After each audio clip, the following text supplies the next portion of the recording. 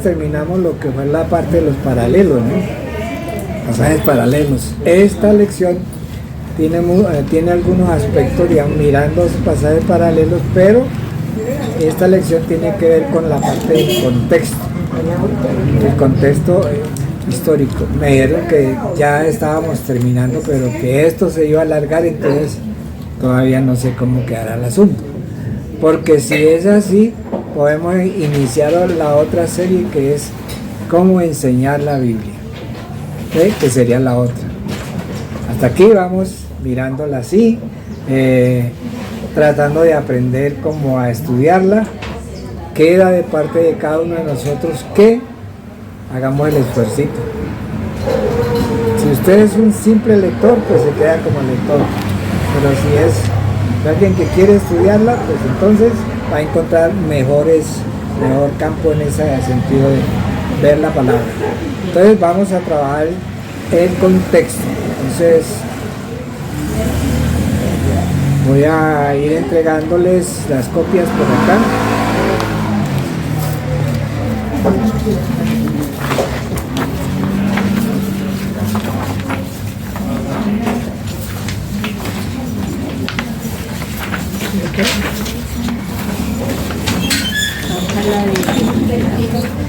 La socia abuela. Bueno, listo. La de la socia. La de la socia. No. ¿Alguien más? Le falta la... Bueno. Muchos estudiantes cuando van, a ver, se les entrega una lectura, ¿qué es lo que hacen? Miran al final a ver, no es que termina. Yo siempre leo el final primero. Entonces, miran el final primero, ¿no? Cuando uno va a estudiar o a leer un libro en particular, uno primero tiene que mirar lo que es el prólogo. ¿De qué trata el libro? Sí. Y después viene el apéndice que llaman, o sea, siempre. El resumen. Prólogo quiere decir eso. Sí, eso es. Todo lo que trata el libro. Sabemos Todo que lo hay que una trata. palabra que es prólogo, pero no sabemos qué trata. Bueno, a la luz de eso, cualquier pasaje de la escritura o el libro en particular, cualquier libro, tiene también esas mismas connotaciones.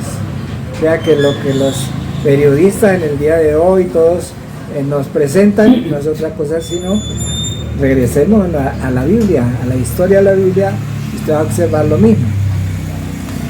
¿Cómo empieza Génesis? ¿Cierto? Y después que nos da un detalle, ¿cierto? Capítulo 1, capítulo 2, capítulo 3. Ese es el prólogo. Ese es para decirles lo que sigue de ahí en adelante, y empieza a irlo desglosando como una noticia. Cuando usted quiere ver las noticias así a la carrera, vea los titulares y apague. ¿Por qué? Porque es que de ahí en adelante lo que le van a decir es desglosarle los titulares, no hay más.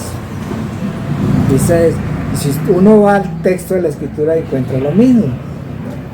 O sea que no estamos lejos de lo que atrás los escritores trabajaron, escritores bíblicos trabajaron. Yo les decía que el secreto estaba en hacer una teología histórica. Es una teología histórica. Cuando usted va al Nuevo Testamento y usted encuentra en el Nuevo Testamento, digamos, pasajes de Jesús, son solo pasajes.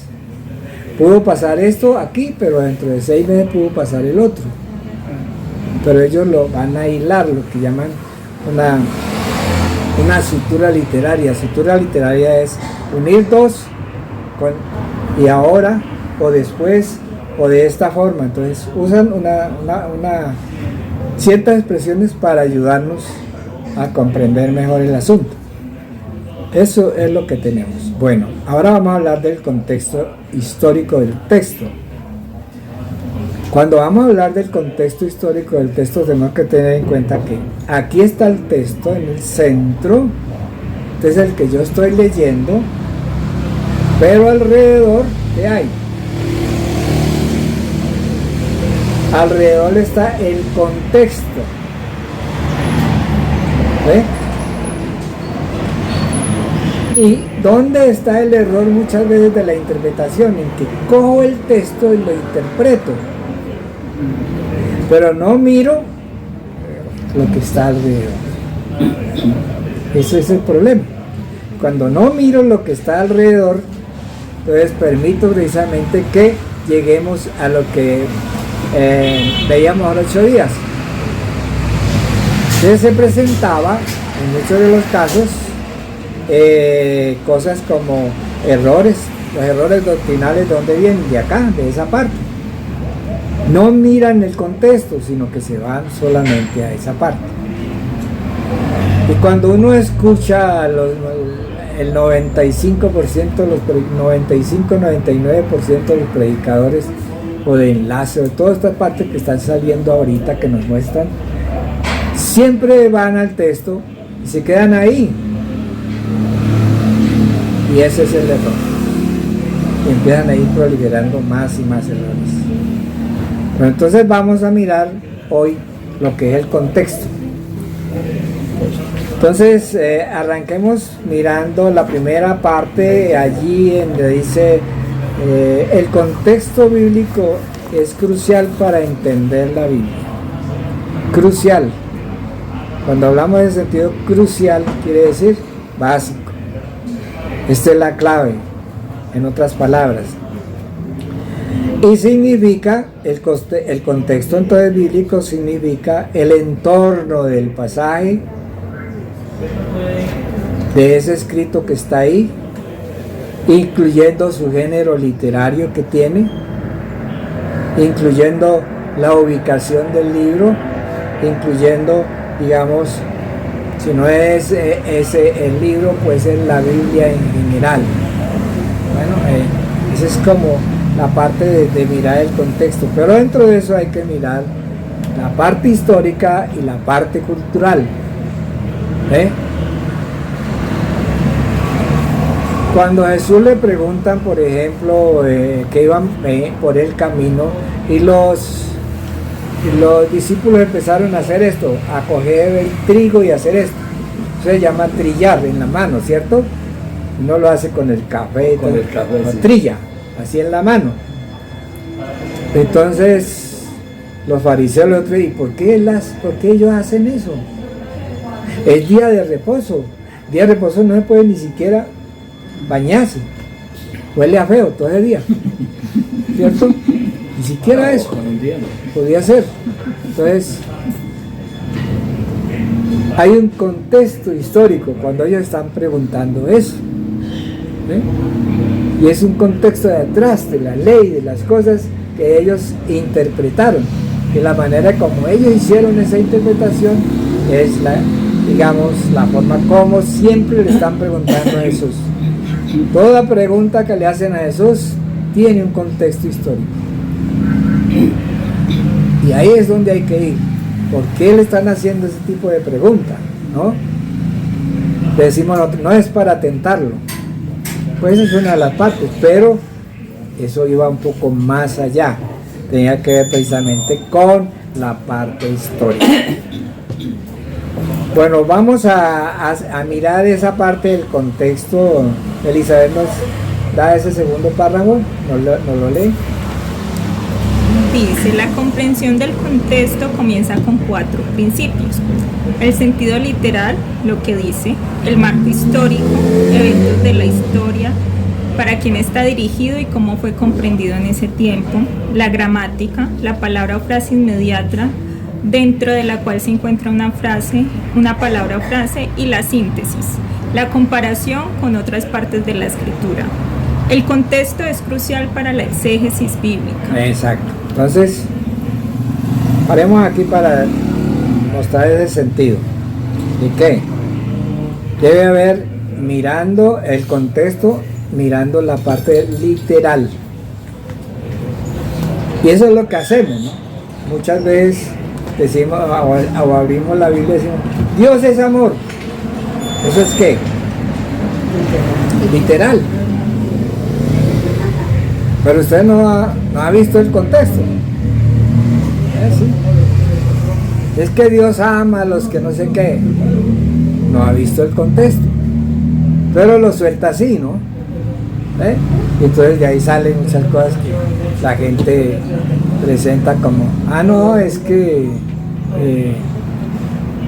Dios dice que ayúdate, que yo te ayudaré. Eso no existe en ninguna parte de la escritura, pero es la gente, la manera de cómo toman alguna partecita y hacen una revoltura ahí, en esa parte. Bueno, aquí entonces encontramos la parte literal, o sea, que muchas veces nos vamos a lo literal, o sea, como está ahí. Pero recuerden que en las primeras clases les decía que el texto venía en griego, en hebreo o en arameo o en cualquiera de los idiomas que en ese momento estaban circulando, y venía el texto así. Pero ellos lo que hacen es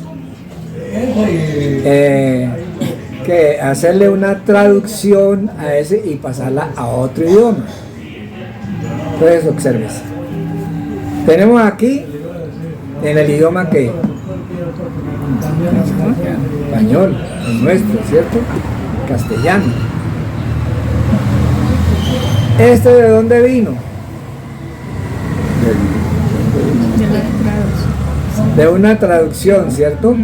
De personas que hacen la traducción. Esas personas pueden estar en España, en Francia, en Norteamérica, que son los sitios, digamos, donde prácticamente se hacen las traducciones con las personas. Bueno, ahí estaría esa. Cuando llegamos a eso, entonces las versiones atrás decía y vosotros, ¿cierto? Y vosotros. Y eso de vosotros, a vosotros no nos sirve. Ser español. Sí. Entonces, ¿qué fue lo que pasó? Hubo que irla, digamos, actualizando en esa parte. Ya no son vosotros, son ustedes. Ustedes lo entienden mejor. Pero como hay mucha palabra en estas versiones, por ejemplo, el texto en español es para más o menos 110, 120 países en el mundo que hablan la lengua hispana, pero en cada sección tienen que organizarle o irle haciendo, digamos, las depuraciones de las cuales hablábamos a los 8 días, ¿no es cierto? Entonces, el escritor o el que está aquí mirando el griego, pero tiene una connotación, digamos, histórica, él también. Él puede ser venezolano, o puede ser español, o puede ser argentino. Entonces, o cualquiera de esos de los sitios donde se habla el español. Entonces, cuando se van a hacer esas traducciones y hay de varios países, siempre se ponen digamos, en discusión, porque en este país significa esto, en este país significa esto, en este país esa palabra significa esto. ¿Cuál sería la más importante? Ahora 8 días les di un ejemplo a ustedes de mirar por el caso de que Jesús se sentó en la barca, ¿cierto? Para los mexicanos eso es una grosería, porque sentarse en la barca es hacer sexo con la mujer.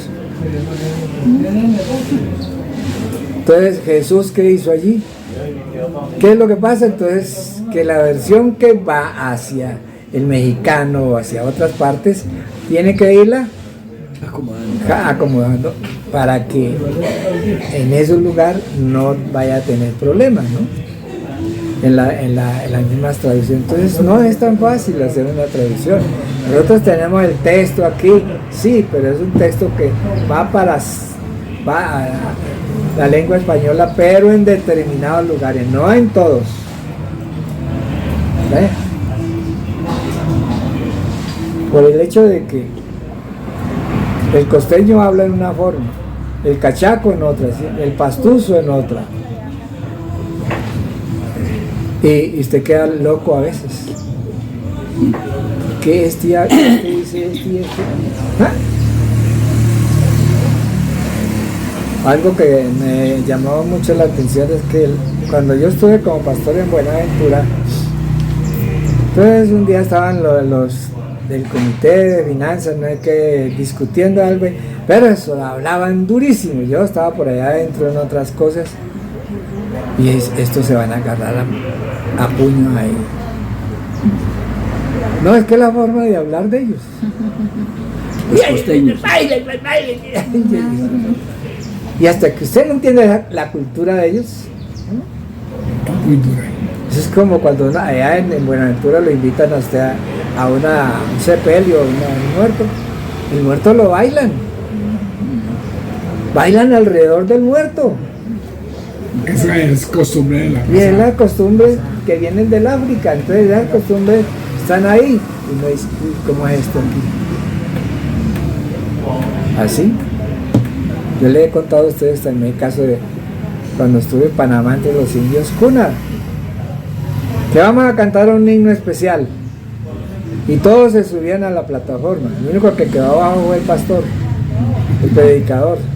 Y yo, ¿y esto por qué? Bueno, al segundo día yo ya estaba arriba también, porque la música especial para ellos es estar en la tarima arriba, porque eso les representa a ellos como la santidad, todas las cosas. Entonces hasta que usted no descubre esas cosas, no va a entender. ¿Ve? Y es como la forma de, digamos, la parte histórica es muy importante, los eventos históricos que están alrededor del texto, muy bien. Pues la gramática también, la gramática es muy importante. Fíjese, hay muchas palabras que todavía no han sido traducidas del idioma griego al español, ¿no? Por ejemplo, misterio, ¿cierto? Y estos misterios. La palabra en el griego es mysterion. Entonces, como sonó, mejor dejémoslo así, misterio, como suena. Pero eso no tiene nada que ver con la traducción o con lo que es la palabra misterio. Para ustedes, ¿qué es un misterio? Oculto, algo, sí, Algo raro. escondido. Algo que está escondido, algo que hay que descubrir, ¿cierto? Entonces, cuando Pablo habla de la salvación, que es un misterio, ¿qué es lo que hay que hacer? Es ir y descubrir eso. Pero como se quedó para nosotros misterio, y yo puedo hacer las películas de misterio, puedo relacionarlas con eso, pero no es así. La gramática es fundamental. ¿Quién nos da la gramática? Los idiomas, los diccionarios bíblicos. Ah, pero yo como soy tan tacaño no puedo comprar un diccionario bíblico. Pero anda con un celular en la mano. Ah, Gustavo, yo leí Tan tacaño que anda con un celular en la Yo mano. leí un libro que dice gramática castellana es el modo de hablar correctamente el idioma castellano. Pero eso es con gramática, pero aquí es la gramática del idioma en el cual está escrito el texto. Y si es cualquiera de los idiomas, usted se entra ahí a Google y le pone la palabra y le dice en griego, y él ahí mismo la pone en griego y le dice los significados que tiene. O sea, eso todo está hecho. Para hacer un estudio, todo está hecho ahí. Pero el resultado muchas veces es que no nos damos cuenta de lo que la tecnología nos va brindando a nosotros, sino que hacemos con el celular, dele, pero no más, ¿cierto? Hay tecnología. Les decía los 8 días que hay miles y miles de bibliotecas ahí en ese Google, a la que usted quiere entrar, y la quiere en el idioma chino, ahí está. Está la Biblia en chino, está todo ahí. Si la quiere ¿Qué sería en alemán? Ahí está. Entonces, en inglés, francés, todos los idiomas, ahí están. O sea, eso es. Y las bibliotecas completas, de miles de tomos. El día pasado había alguien que decía, no, hay que cerrar esta biblioteca porque aquí nadie viene a consultar.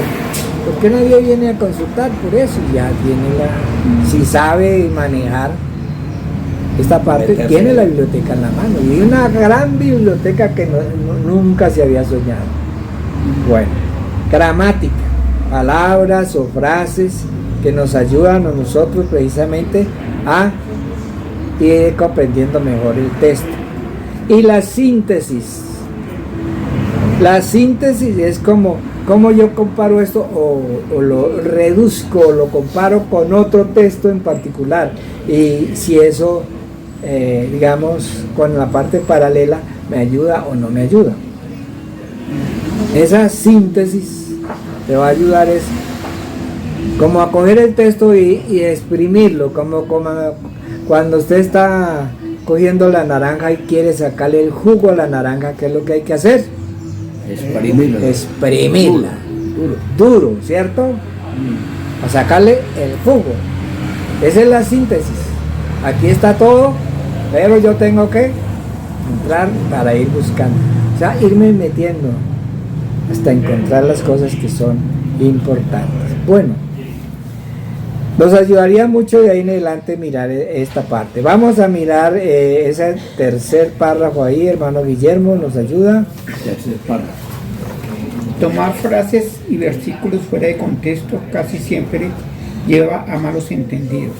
Por ejemplo, si tomamos la frase Dios es amor, 1 de Juan 4, 7, 16, fuera de contexto, podemos pensar que nuestro Dios ama todo y a todos, todo el tiempo, con tipo de amor emocional y romántico, pero en su contexto gramatical y literal, amor se refiere en este contexto al amor ágape, la esencia del cual es sacrificarse por el bienestar de otro y no un sentimiento romántico y sentimental. ¿Y cómo se ha interpretado ese pasaje de ahí de que amamos los unos a los otros y que no se espanta y que por acá y que por allá? Y ustedes hasta de memoria no sabemos el texto, ¿cierto? Pero el asunto es, hay que ir a la gramática primero, porque el texto está en ágape y ese es el amor sacrificial. Amar hasta el sacrificio, ahí está como grave, ¿cierto? Porque nosotros somos muy amigos, y más bien amar al estilo eros.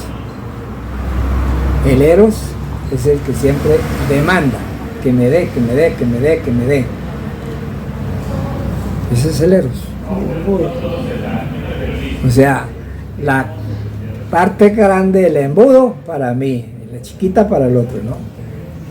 Eso no es lo que dice el texto en sí, si lo miráramos, digamos, de bien. Bueno, el contexto a menudo determina el valor, el verdadero significado de una frase. Cuando ignoramos ese contexto, pues vamos en una gran desventaja en esa parte. Hay varias reglas para interpretar correctamente de la Biblia. Y miremos allí un pasaje que está, digamos, que es muy básico y que lo tenemos nosotros. El caso del ejemplo de segunda de Pedro 1:21.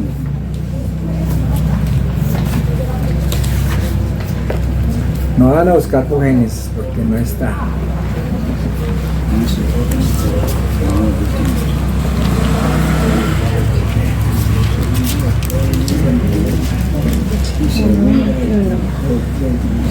¿Qué dice? Porque nunca la profecía fue traída por voluntad humana, sino que los santos hombres de Dios hablaron siendo inspirados por el Espíritu Santo. ¿Cuál sería el tipo de interpretación que se le da al texto en sí, allí en esa parte? Miremos. Segunda de Pedro 1:21.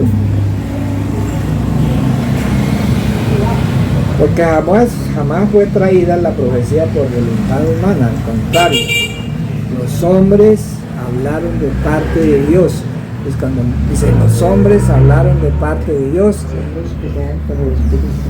entonces Dios les cogió la mano y venga, mijito, escríbame aquí esto y esto y esto. Yo le voy dictando. Cuando se interpreta así, se desconoce el significado, digamos, de la primera parte. ¿Qué dice la primera parte? Porque la profecía fue traída por voluntad humana. Por voluntad humana. ¿Y eso qué sería? Inspiración. No fue porque los hombres quisieron. Porque muchas veces para nosotros eso es, bueno, Dios inspira, Dios me inspira, me presenta aquí el texto, entonces, como decía, me puede ir cogiendo la mano y yo haciendo las cosas. O me inspira y yo escribo. ¿Qué escribo? Porque yo puedo estar viendo las cosas así. Cuando usted va al Antiguo Testamento y uno encuentra todas esas guerras, ¿cierto? Y masacres, ahí sí que hay masacres. No se aterre ahora, ahí están en la Biblia. Todas esas masacres. ¿Por qué el autor la escribió? Porque las vio. Que las vio, porque estaba cerca. Entonces él las escribe. Y así pasa, digamos, con la parte del Nuevo Testamento, lo mismo. Entonces, cuando uno mira, por ejemplo, al apóstol Pedro, o otro, al apóstol Pablo, dice, y esta carta la escribo, o sea, la escribió fulano de tal. Él es el escriba, él hace, el otro le dicta, y él arregla las cosas para que queden las frases bien hechas. ¿Se acuerdan tenía que tener todo en un orden completo y bien hecho? 32 letras en cada renglón, no se podía pasar de ahí. Entonces no era tan fácil sentarse y decir, bueno, voy a escribir aquí así. Cuando uno está haciendo traducción del texto, entonces Sociedad Bíblica, si es Sociedad Bíblica, le manda a uno el esquema, dice, de aquí, y este es las frases para tal texto. Fíjate, porque hay que empezar a, ¿cómo hago yo una frase que la entienda no solamente aquí, sino que la entiendan en todos los lugares donde se habla el idioma español? Y ahí que nos toca mirar mucho ese sentido. Si yo soy el escritor bíblico y usted está aquí viéndome que yo escribo, ¿cómo interpretaría este que me está viendo lo que yo escribo? ¿Cómo creen ustedes?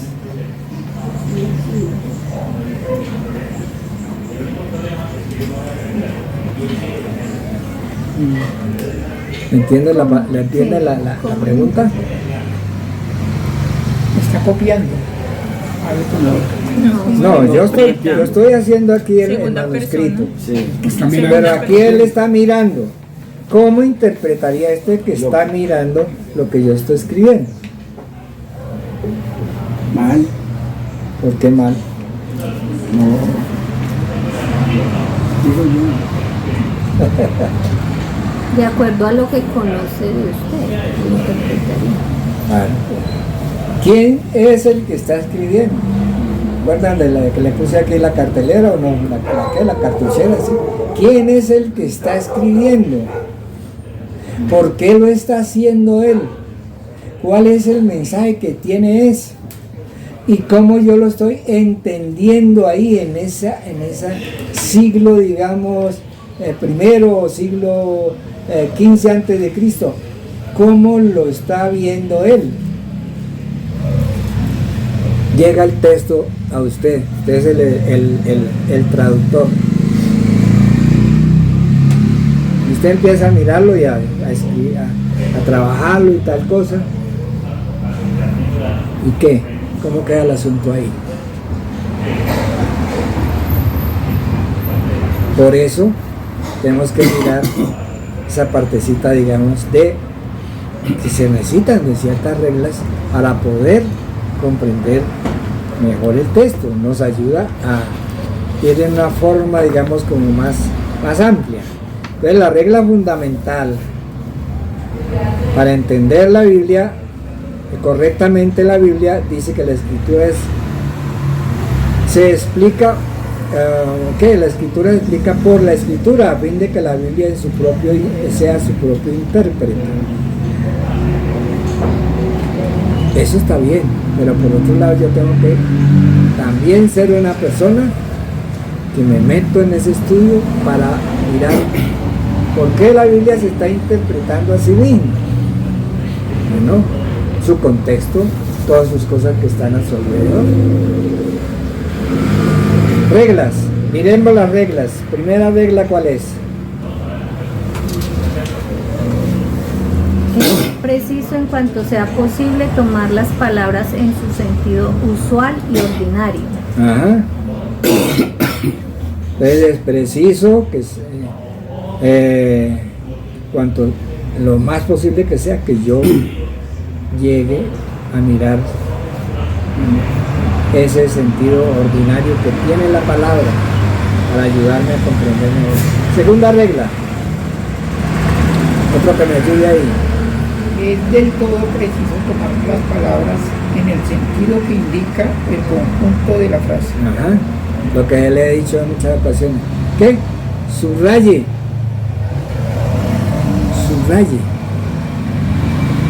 Porque es que el texto es para eso. Subrayemos. Esto me interesa, esto, aquí está bien, por acá, tal cosa. Tercera regla. Es necesario tomar las palabras en el sentido que indica el contexto, o sea, los versículos que proceden y siguen al texto estudiado. Entonces aquí lo tengo, pero aquí hay unas cosas y aquí hay otras. Entonces, ¿cómo es el antes y cómo es el después? Y así puedo ir estudiando aquí este pasaje en particular. Cuarta regla. ¿Cuarta o tercera?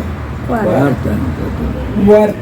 Es preciso tomar en consideración el objeto designio del libro o pasaje en que ocurren las palabras o expresiones oscuras.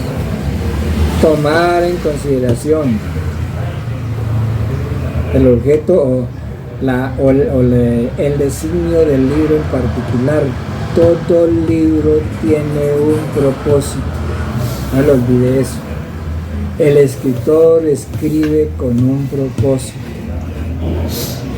Si usted lee 100 años de soledad, ahí hay un propósito. ¿Sí? Si usted lee el libro de Jonás, ahí hay un propósito. Si lees el libro de Apocalipsis, ahí hay un propósito. Pues yo tengo que tener muy en cuenta, si voy a hacer un estudio juicioso de la escritura, entonces mirar el propósito. ¿Dónde lo dan a usted el propósito? En las traducciones, en las Biblias de estudio, ahí te dice, el propósito del autor es este. Perdón, el propósito es lo mismo que una razón. No es tanto una razón. Por ejemplo, le doy un ejemplo así por encima. El Evangelio de Mateo tiene como propósito mostrar a Jesús como el Rey del reino. Ese es el propósito. Entonces, desde que arranca el libro hasta que culmina, todo el Evangelio siempre te está hablando del rey, del reino. Venid a mí, no, el reino está aquí. Entonces esa es la idea. O cualquiera de los otros libros en particular. Apocalipsis, ¿qué te quiere decir? ¿Cuál es el propósito de Apocalipsis? Que la victoria está dada. Yo no sé por qué se asusta tanto la gente leyendo Apocalipsis. Yo no sé por qué no hay tantas predicaciones de Apocalipsis, ¿cierto? Pero, o sea, yo lo tomo en una parte así, pero también es un llamado a la iglesia para que busquemos lo que Él dice, lo que nos va a dar. Tiene 7 cartas. Sí, 7 cartas. Esas 7 cartas se las va a presentar de aquí en adelante. Mire, a esta iglesia, pero no es que son 7 iglesias en particular, no, es a la iglesia en general. Entonces, ¿cuál es el problema de nosotros? Encascararnos en las 7 iglesias. Y siempre la predicación de muchos pastores es a la iglesia, a esa sí le tiran palo. Pero no a la de Éfeso, no a la de Tiatira, no a las otras. ¿Por qué no le dan palo a esas también? Porque ellas también tienen sus defectos, sus cosas. Pero es para mostrar la iglesia en particular. La iglesia cojea por una parte o cojea por otra, pero cojea. No le olvide eso. Porque está constituida por humanos. Usted y yo somos humanos. Cuando nos da la chiripiorca, peleamos con la gente. ¿O no? Ve, y entonces, o a alguno no le gustó una cosa y se va. Me voy, ya, listo. Vea, pues, ¿qué se hace, cierto? Que le vaya bien, decía el otro. Ese es cosas que están allí. Entonces, por eso, cuando usted mira ese propósito que tiene Apocalipsis, es decirte, mire, a pesar de todas y estas cosas, quiero recordarles que la victoria está dada. Y cuando usted mira los pasajes y va entrando en ellos, y va mirando cada juicio, aquí termina, pero no, y ahí no sigue. ¿Qué pasó? La batalla de Armagedón, y llega ahí, me deja así. Bueno, me dejó como en el aire. ¿Qué pasó aquí? Y es que el autor tiene eso, ¿no? Ir cortando y diciéndole, esto ya está hecho. Dios tiene la victoria. Él es el dueño de todo.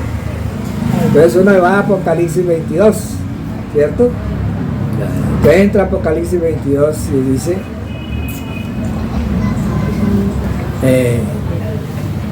y aquí yo vengo pronto. ¿Y cuándo es pronto? Dios. ¿Cuándo es pronto? Entonces, cuando usted entra a Apocalipsis 22, váyase a Génesis 1. ¿Qué es lo que hace el libro?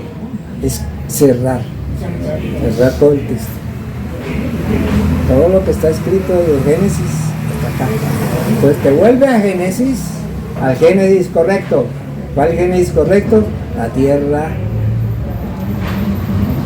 Dice nueva creación,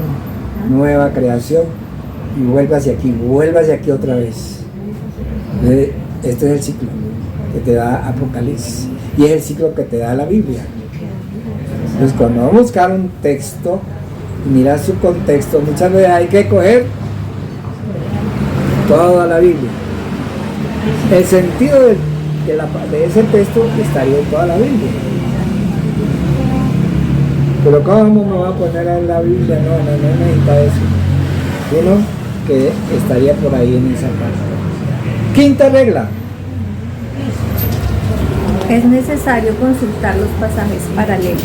Y eso ya la vimos, ¿cierto? Consulte los pasajes paralelos porque eso es muy importante para tener en cuenta.